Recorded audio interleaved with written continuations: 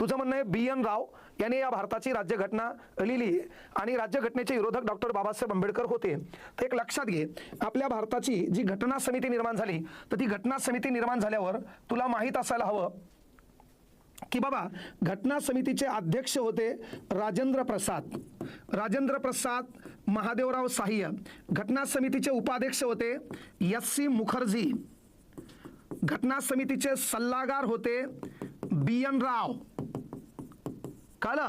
घटना समितीमध्ये लक्षात घ्या पारसी सदस्य होते HP Modi, PH Modi. Anglo Indian सदस्य होते फ्रँक अँथनी. म्हणजे तुला माहित नसेल तर ते मुद्दाम सांगायलो. ओके. आणि तुझं म्हणणं आहे तर मग घटना समितीमध्ये 22 ऑगस्ट 1947 ला एक समिती निर्माण झाली. त्या समितीचं नाव होतं मसुदा, हिचंच नाव होतं प्रारूप, हिलाच इंग्रजीत म्हणायचे ड्राफ्टिंग कमिटी.